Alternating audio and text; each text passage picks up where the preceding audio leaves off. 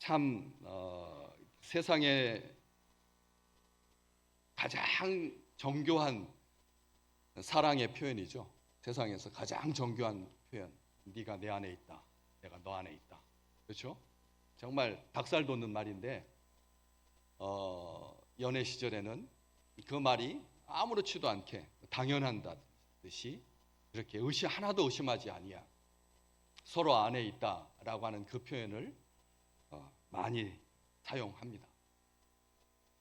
신에게 그 안에 있다라고 하는 신인 하빌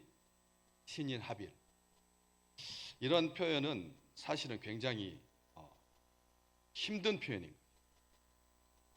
세속적인 신관을 가지고 있는 사람들에게 그 신 안에 있다라고 하는 이 말은 참 행복한 표현이기도 하지만 그러나 그게 사람들이 생각을 하는 거죠. 사랑할 때는 안에 있다라고 하는 표현을 의심하지 않는데 신을 경배하고 신을 사랑할 때는 그 안에 있다라고 하는 그 표현이 왜 어떻게 라고 하는 의문을 가지게 하는 질문이 명제인 거죠. 그 안에 있다라고.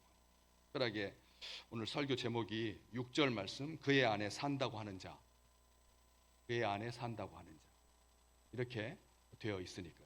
그래서 사실 이 요한복음을 쓴 요한 사도 야고보와 함께 형제가 제자가 됐잖아요. 정말 예수님의 제자에 한 명 끼기도 어려운데 그 이모의 아들들 이종 사촌 예수님의 이종 사촌들이죠.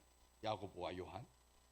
야고보 형은 일찍 세상 떠나고 제일 먼저 제자 중에서 헤롯 왕한테 제일 먼저 헤롯 아그리빠한테 제일 먼저 순교하고 그리고 요한은 맨 마지막까지 거의 100살 될 때까지 아주 장수한 하나님께서 그 어미에게서 큰 아들을 데려가시고 그리고 둘째 아들을 오래도록 남겨두신 우리 하나님 참 놀라우신 하나님이시죠.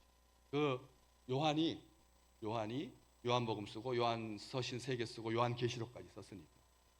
그래서 이 요한복음하고 요한서신, 요한계시록 다 보면 하나입니다. 하나님이 우리를 사랑하신다. 그래서 너희도 서로 사랑해라. 그 말을 아직 잃지 않았던 그런 사도인 거죠. 그래서 오늘 본 말씀 그겁니다. 3절 말씀 우리가 그의 계명을 지키면 이로써 우리가 그를 아는 줄로 알 것이요.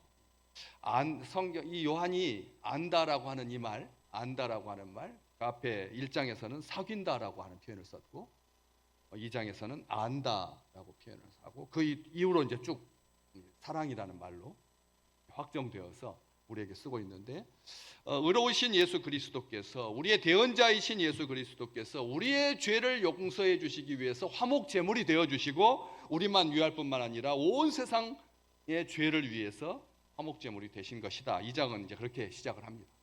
주님은 대언자시다. 예언자시다. 우리 주님은 보호자시다.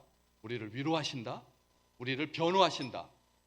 그렇게 말하면서 3절 말씀 우리가 그의 계명을 지키면 이로써 우리가 그를 아는 줄로 알 것이요. 그런데 여기 알다라고 하는 말이 우리가 그를 아는 줄로 알 것이다. 우리가 그를 아는 줄로 누가 안다는 말인가? 세상이 안다라고 하는 말도 되죠. 그렇죠? 우리가 그의 계명을 우리 하나님의 계명, 우리 주님의 계명을 지키면 우리가 그 안에 있다, 그를 안다라고 세상이 알아줄 거다. 이렇게도 해석할 수 있지만 원문에서는 그 뜻이 아닙니다. 우리가 주님의 계명을 지키면 여기 그의 계명 이렇게 돼 있잖아요. 우리가 그의 계명, 그가 누구냐? 그가 예수 그리스도 하나님, 우리 주님은 하나님이시니까 하나님의 계명을 지키면 우리 스스로 그를 아는 것을 알 수가 있다. 놀라운 말입니다.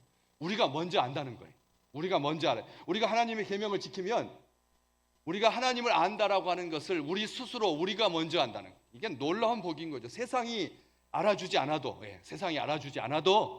우리가 하나님을 안다라고 하는 것을 알 수 있다. 우리 스스로. 지금 그 말 하고 있는 겁니다. 그런데 그의 계명을 지킨다. 주님의 계명 무슨 말씀이 제일 먼저 떠오르십니까? 주님의 계명 무슨 말을 맨 마지막 마태복음 28장에 너희는 온 세상에 다니며 만민에게 복음을 전파하라. 세례를 주라. 만민에게 복음을 전파해라. 우리 주님께서 그렇게 마지막 유언적인 명령, 지상 명령, 지극히 큰 명령, 지극히 큰 명령 하고 가셨거든요. 그래서 그것만 딱 따져봤을 때 복음을 전파한다라고 하는 것, 이게 마지막 계명이잖아요. 복음을 전파하는. 그래서 이 시대에도 주님의 그 마지막 명령을 지키기 위해서 온 교회가 선교적인 교회로, 온 교회가 얼마나 열심히 선교합니까? 선교에 목숨을 걸고 하죠. 정말 선교하는 그런 교회. 그런데 그의 계명, 그 외에도 산상수훈에서 말씀, 너희는 빛과 소금이다. 여자가 가루 서말 속에다가 몰래 넣은 누룩과 같이 너희가 바다에 많은 고기를 끌어모으는 그물이다.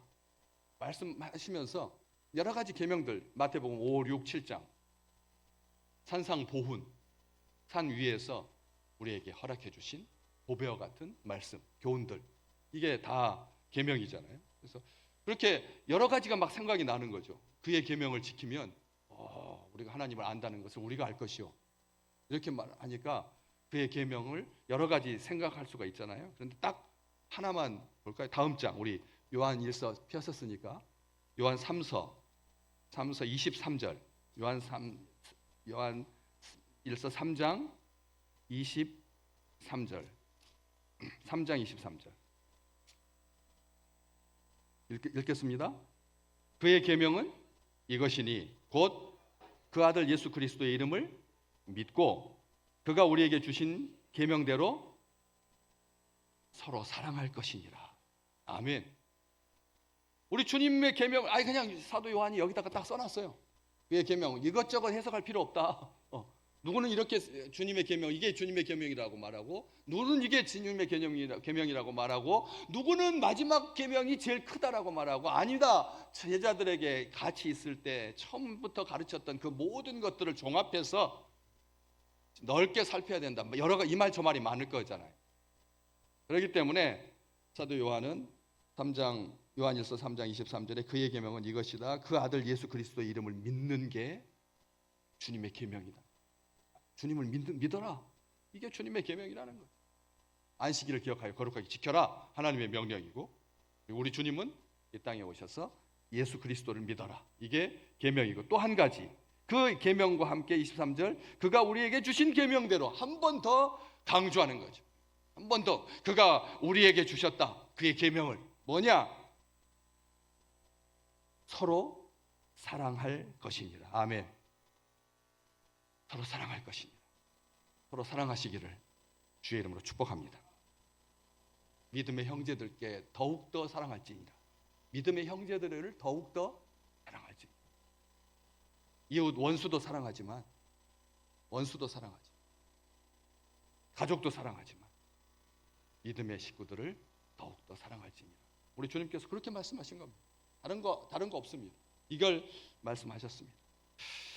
요한복음 15장 12절에 우리 주님께서 이렇게 말씀하십니다. 네 계명은 곧 내가 너희를 사랑한 것 같이 너희도 서로 사랑하라 하는 이것이다. 우리 주님께서 직접 말씀하신 거예요. 이 말씀을 하셨기 때문에 사도 요한이 여기다 그의 계명은 이것이다. 예수 그리스도를 믿고 그가 우리에게 주신 계명대로 서로 사랑할지니라. 이렇게 말한 거예요. 예수님께서 말씀하신 거예요. 예수님의 말씀을 가지고 내 계명은 곧 내가 너희를 사랑한 것처럼 너희도 서로 사랑해라. 우리 주님께서 우리를 어떻게 사랑하셨는데? 주님께서 우리를 어떻게 사랑하셨죠? 자기 생명을 주시기까지 사랑하셨잖아요. 그러니까 못할 사랑이 없는 거죠. 믿음의 식구들에게는 아직도 인상 탁 쓰고 계십니다. 아직도 안 풀리셨어요? 아직도 안 풀리셨나요? 왜 언제까지요? 2주 동안 참으실 거예요? 2주? 3주? 언제까지? 용납하지 못하는 죄는 없습니다. 우리 주님께서 우리가 용납하지 못할 죄를 용서해 주셨는데, 우리가 이 주님께서 내가 너희를 사랑한 것처럼 서로 사랑하라.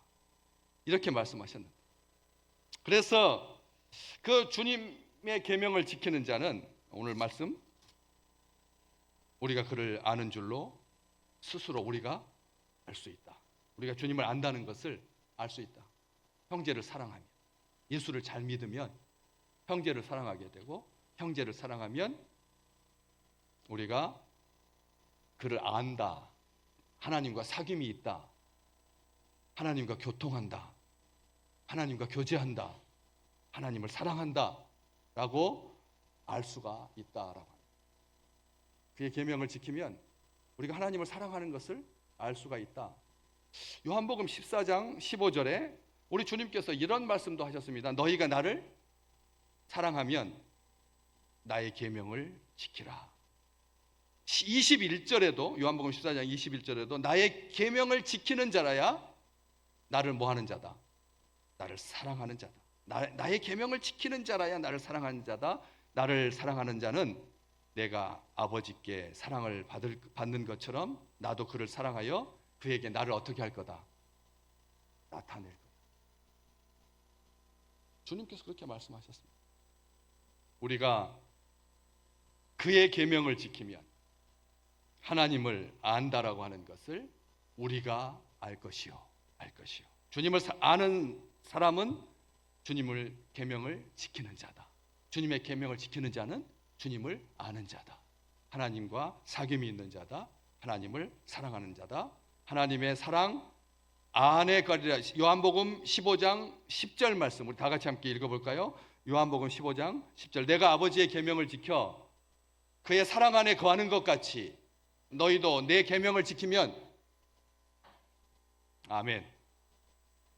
내 계명을 지키면 너희가 누구 안에 거한다고요?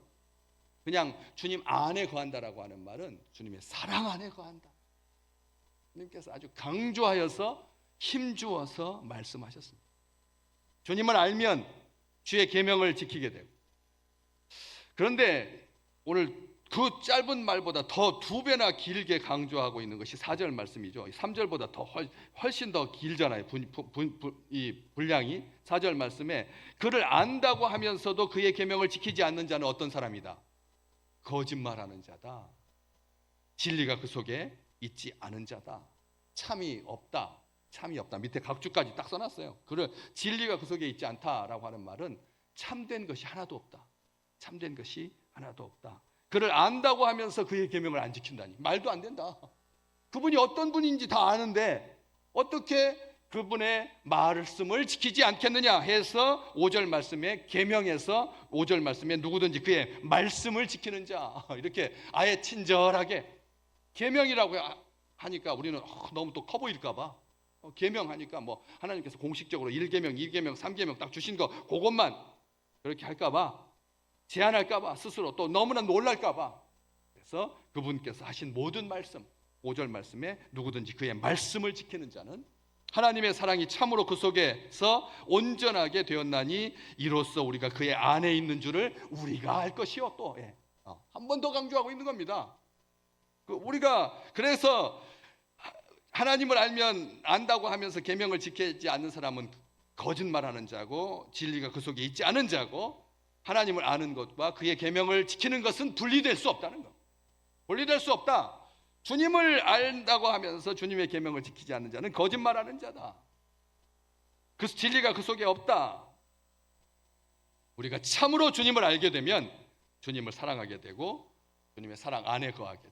계명을 지켜서 주님과 안다라고 하는 그 말을, 우리가 주님을 안다라고 하는 것을 누가 가르쳐주지 않아도 우리 스스로 알게 됐어. 그래서 한 영혼의 구원을 위해서 기도하게 되고 한 영혼을 위해서 그 한 영혼을 얻기까지 기꺼이 종로를 할 수 있는 그런 놀라운 복을 누리게 된다는 거죠.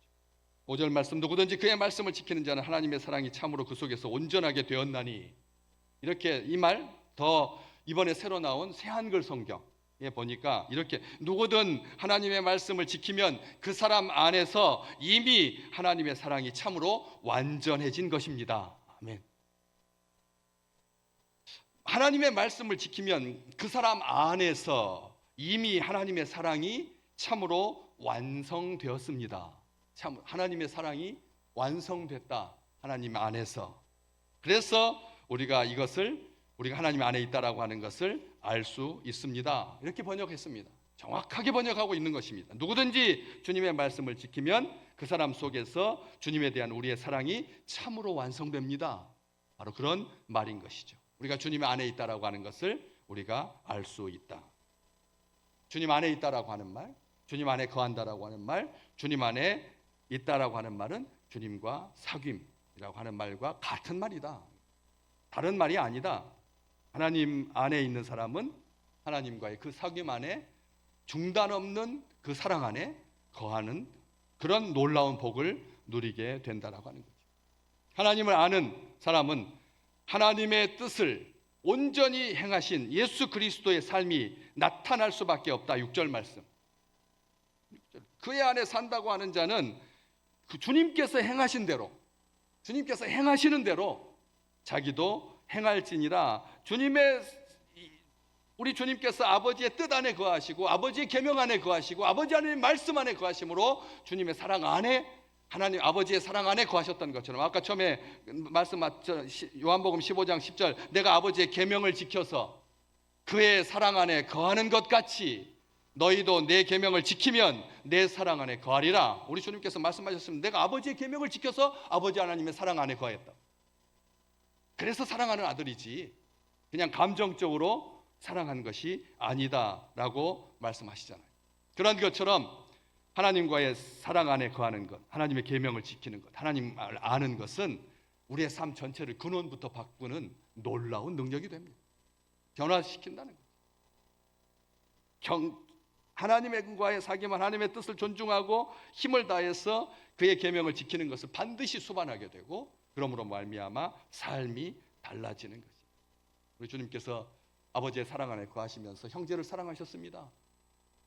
맏형 되신 우리 주님께서 우리를 다 같이 한 형제로 사랑하셨잖아요. 그래서 요한복음 13장에 보면 제자들의 발을 씻기신 다음에 이런 말씀을 하십니다. 내가 주와 또는 선생이 되어서 너희 발을 씻었으니 너희도 서로 발을 씻어주는 것이 옳으니라. 내가 너희에게 행한 것 같이 너희도 행하게 하려고 내가 본을 보였노라. 형제를 사랑하는 것은 바로 이와 같다. 그래서 우리 주님께서 보여주셨어요. 아예 형제 사랑이 뭔데요? 어떻게까지 사랑하는 것이 형제 사랑인데 모릅니까? 우리가 형제를 사랑한다라고 하는 것이 어떤 의미인지 모르시나요? 형제들은 무한 용서하게 되고 무한 사랑하게 되고, 부모가 제일 원하는 것은 다른 거 하나도 없습니다. 서울 안에 있는 대학에 들어가는 거, 취직을 구하는 거, 제때 시집장가 가는 거, 손주 나오는 거, 집장만 하는 거, 이거 원하지 않아요. 그게 형제들은 아무리 빌딩을 5채를 갖고 있어도 형제들끼리 치고 받으면 그것은 불효인 거죠. 불효인 겁니다. 부모가 부모를 미치게 만드는 겁니다. 부모를 일찍 세상 떠나게 일찍 죽이려면 그래도 됩니다. 우리가 형제 사랑은 부모의 모든 겁니다. 형제를 사랑하면 부모는 하나도 안 슬픕니다. 이 세상이 다 파랗게 보입니다. 이 세상이 다 따뜻하게 보이는 거잖아요. 그런 것처럼 관계가 깊어질수록 서로 닮게 되고 그 사람의 생각과 그가 원하는 것을 하게 되고 같은 생각을 하고 같은 것을 원하고 서로가 원하는 것들을 행하기 때문에 닮아가게 되는 것이죠. 그래서 요한 사도는 5장으로 한번 잠깐 넘겨 보실 때요. 약간 눈이 이렇게 가물가물하시니까 요한일서 5장 2절 3절 2절 3절 같이 읽어볼까요? 우리가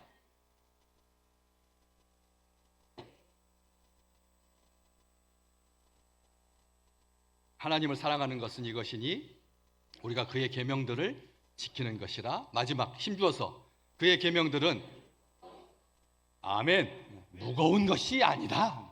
무거운 것이 아니다는 거예요. 형제 사랑하는 것은 무거운 것이 아니다. 이것은 가볍다라고 하는 말보다 훨씬 강한 말입니다. 형제 사랑하는 것은 쉽다 이렇게 말하는 것보다 무거운 것이 아니다. 부정의 부정은 강한 긍정입니다. 주님께서 사도를 통해서 이렇게 말씀해 주셨잖아요. 하나님은 우리에게 그의 계명을 지킬 수 있는 능력을 우리에게 주십니다. 하나님은 우리에게 이미 그런 토대를 약속해 주셨어요. 화목제물이신 예수 그리스도를 통해서 어둡고 무거운 죄를 다 용서해 주셨고, 원수 마귀 사탄을 대적할 수 있도록 하나님께서 우리에게 힘과 능력을 주셨고, 생명과 영생을 누리게 하셨고, 영원한 기업을 믿음의 형제들과 같이 나눌 수 있도록 하나님께서 이미 우리에게 허락해 주셨습니다. 우리는 다 가진 자입니다. 지금부터 하나님 앞에 예쁘게 보여가지고 큰 재산 한몫을 차지하는 그런 존재가 아니라, 하나님 안에 있다, 하나님을 사랑한다, 하나님의 말씀 안에 거한다, 주님의 계명을 지킨다, 형제를 사랑한다. 이것은 특권입니다. 특권. 이것은 특권입니다. 얼마나 복된 특권인지 이 사도 요한은 요한 1서에 그냥 꽉꽉 채워서 무슨 표현을 쓰고 있냐면, 이게 특권이다라고 하는 말을 담대함이다, 담대함이다라고 하는 말로 썼었습니다. 이 담대함이 뭐죠? 뭐가 담대한 거죠? 무모한 것이 담대함인 건가요? 지하철에서 큰 소리로 떠들고 있는데 아무도 무선 이어폰 끼고 스마트폰만 보고 있지, 안에서 무슨 소리가 나는지 뭐 하는지 아무도 용기가 없어요. 그럴 때 부뚝 나서가지고 조용히 하라고 하는 게 용기입니까? 담대함인가요? 지난번에 우리 장로님들하고 작년에 여기 좋은 음식점에서 이제 식사를 하고 있는데 여러 사람이 있는데 다 이방인들이더라고. 까만 사람, 노란 사람 막 섞여가지고 그 얘들하고 같이 식사를 하는데 얼마나 떠드는지, 그 한 50명 먹는 방인데 막 얘들이 막 너무 떠드는 거예요. 너무 떠들었어요. 아무도 안 말려요. 아무도 안 말려요. 제가 그냥 가서 소리쳤어요. 제발 좀 조용히 하라고. 제발 좀 조용히 하라고. 그러니까 좀 조용해지더라고. 그런데 끝나고 나서 그 일행 중에 여자분이 와가지고 왜 우리 애한테 이렇게 소리를 지르는 소리를 유발한 사람이 소리를 못 지르게 했더니 저한테 말하는 거예요. 당당하게 말하는 거예요. 우리도 내 애를 안 건드린데 한국인을 입양했는지 어쨌든 그 애를 우리도 안 건드리는데 당신이 뭔데 소리를 지르냐. 거기까지는 제가 참았습니다. 말하지 않았습니다. 왜? 내가 혹시 감정을 상하게 했나 해서 가만히 있었습니다. 그런데 그 뒤를 따라가는 그 아이의 눈을 제가 잊을 수 없습니다. 그 초등학교 1학년밖에 안 되는 1, 2학년밖에 안 되는 아이가 저를 쳐다보는 그 썩은 미소. 저는 그때 아팠습니다. 진짜. 이 시대가 이렇구나. 이 시대가 이렇구나. 어른도 없고 오름도 없고 참도 없구나. 얼마나 아팠는지 모릅니다. 그래서 제가 그때 결심했습니다. 내가 다시는 세상을 향하여서 소리 지르지 않으리라. 저는 그게 담대함인 줄 알았거든요. 왜? 이 담대함의 1차적인 이 뜻은 무슨 뜻이냐면, 한번 따라서 볼까요? 말해볼까요? 단 하나도 숨기는 것이 없고 그냥 간과하는 것이 없는, 이게 담대함의 뜻입니다. 무슨 말이냐면 말과 관련돼서 말에 있어서의 자유로움과 솔직함을 담대함이라고 합니다. 모르셨죠? 말의 자유함과 담대함의 첫 번째 뜻입니다. 그런데 그 말의 담대함만 하는 것이 담대함이냐? 그 뒤에 두 번째 의미가 중요한 건데, 상호간의 관계에 있어서 담대함과 자신감. 상호간의 관계에 있어서 담대함과 자신감. 무슨 뜻이냐면 주로 높은 사람, 하나님 앞에서 담담한 것, 이게 담대함의 뜻인데, 우리의 담대함과 당당함을 가지고 하나님 앞에 담대히 나아갈지니라. 하나님 앞에 이 담대히 나간다라고 하는 표현 5장 14절, 우리 요한일서 5장 한번 14절 볼까요? 5장 14절 우리가 얼마나 많이 외웠던 표현이잖아요. 큰 목소리로 5장 14절 같이 읽겠습니다. 그를 향하여 우리가 가진 바 담대함이 이것이니 그의 뜻대로 무엇을 구하면 들으심이라. 기도가 제일 담대한 거야. 기도하는 게 하나님께 기도하는 게 가장 담대, 가장 높은 사람, 하나님 앞에서 당당하게 하나님 앞에 나아가는 것, 이것을 떠나서 하나님 앞에 말하는 것, 하나님 앞에 기도하는 것. 지난 한 주간 동안 기도하셨습니까? 1월, 2월 달 우리가 하나님 기도합시다. 같이 전체 모여가지고 선교회, 부서, 찬양대, 그다음에 조별로 그렇게 또 기도하고. 아직도 한 주 남았습니다. 이번 월정기도 있으니까. 그리고 세계 선교주의를 맞이하여서 두세 사람이 마음이 맞는 사람이 선교지 9개 우리가 지금 선교하고 있으니까 그 선교지를 위해서 기도합시다 했는데 딱 한 팀 지금 거기다가 이름을 써놨더라고요. 두세 사람 마음에 맞는 친구들끼리 공동체 부서가 아니라 두세 사람이 내 이름으로 모인 곳에 나도 그들 중에 있겠다라고 하셨으니 그러니까 선교를 위해서 기도해야 되지 않겠습니까? 하나님 앞에 기도하는 것이 담대함인데 하나님 앞에 담대하지 못한 겁니다. 기도하지 않으면. 어떻게 살고 계십니까? 하나님의 안에 거한다라고 하는 것 모르는 이유가 뭡니까? 하나님 앞에서 우리가 담대하다라고 하는 것이 하나님께 기도하는 건데 언제쯤 기도하게? 협박하려고 하는 게 아닙니다. 아프면 기도하시게요? 넘어지면 기도하시게요? 흔들리면 기도하시게요? 언제 기도할 건데?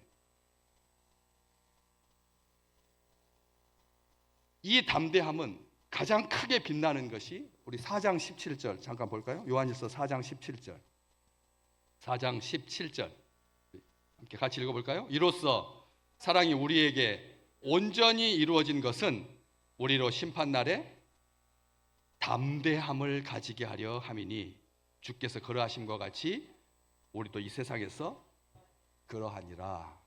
담대함은 언제 가장 빛나느냐? 언제 가장 빛나느냐? 하나님의 심판 앞에서. 하나님의 심판 앞에서 강력하게 역사한다. 그날은 그렇기 때문에 세상 사람들이 두려워해서 사나 우리를 가려다오, 들아 우리를 가려다오, 우리의 죄를 가려다오려는 거예요. 우리가 수치스럽구나, 우리가 부끄럽구나, 산보다 가려달라. 크고 두려운 날, 심판의 날이지만 우리에게 그날은 기다림의 날이고 우리에게 그날은 우리의 모든 아픔을 신원을 갚아주시는 날. 이 세상에 그 안타까운 죽음들을 보면서 생각하는 거예요.